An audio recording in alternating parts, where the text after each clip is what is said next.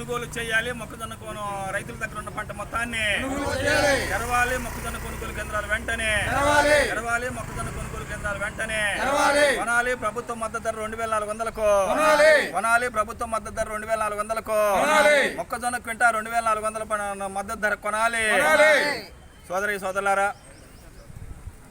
ఈరోజు పల్నాడు జిల్లాలో ఈ రబీ సీజన్లో దాదాపుగా 1,50,000 ఎకరాలకు చిల్లరగా రైతులు మొక్కజొన్న పంట సాగు చేయడం జరిగింది.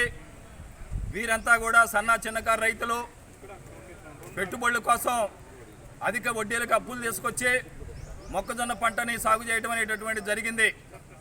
అయితే ప్రభుత్వం పంట చేతికి వస్తున్నా కూడా ఇంతవరకు మాత్రం కూడా కొనుగోలు కేంద్రాలు తెరవడంలో ఎక్కడా కూడా శ్రద్ధ తీసుకోలేదు.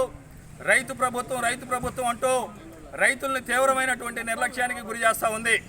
ఎందుకనంటే ఈరోజు మేము అడుగుతా ఉన్నాం, మొక్కజొన్న పంటకి ప్రభుత్వం ప్రకటించిన మద్దతు ధర 2400 రూపాయలు అయినా సరే ఈ రోజు ఒకటి కూడా కొనుగోలు కేంద్రాలు తిరగకపోవడం వల్ల ప్రైవేటు దళారులు ఇష్టారాజ్యంగా 1500కి 1600కి దాదాపుగా రైతు 700 నుంచి 900 రూపాయల దాకా క్వింటాకి నష్టపోతా ఉన్నాడు.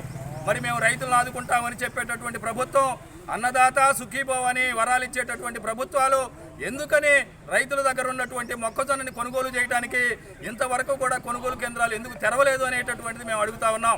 మార్కెట్ కానీ ఇంతవరకు వ్యవసాయ శాఖ కానీ మేనమేషాలు లెక్కిస్తున్నటువంటి తరుణంలో ప్రభుత్వం వెంటనే చర్యలు తీసుకొని రైతుల దగ్గర ఉన్న పంట మొత్తాన్ని కొనుగోలు చేయాలి. ఎందుకనంటే మార్కెట్ కానీ ఇతర ప్రభుత్వ సంస్థలు కానీ ఏం చెప్తున్నాయంటే మా లక్ష్యం ఇంతేనండి అని చెబుతున్నాయి. కానీ మేము అడుగుతా ఉన్నాము, ఈరోజు మీరు ఏం చెప్తా ఉన్నారు? రైతుల దగ్గర ఉన్నటువంటి ప్రతి గింజను కూడా ప్రభుత్వమే కొనుగోలు చేస్తుంది అన్నటువంటి తరుణంలో మీరు ఎందుకని టార్గెట్లు పెట్టి కొద్ది పంటను మాత్రమే కొనుగోలుకి సిద్ధం కాకుండా రైతుల దగ్గర ఉన్న మొత్తం పంటను కొనుగోలు చేయాలి? ఎందుకనంటే మొన్న ఖరీఫ్ సీజన్లో వచ్చినటువంటి ధాన్యం వ్యవసాయ సివిల్ సప్లై వాళ్ళు మా టార్గెట్ కేవలం 20,000 మెట్రిక్ టన్నులు 30,000 అని చెబుతా ఉన్నారు. కానీ 1,50,000 మెట్రిక్ టన్నులు దిగుబడి వస్తే కేవలం 30,000 మెట్రిక్ టన్నులు మాత్రమే కొనుగోలు చేయడం జరిగింది.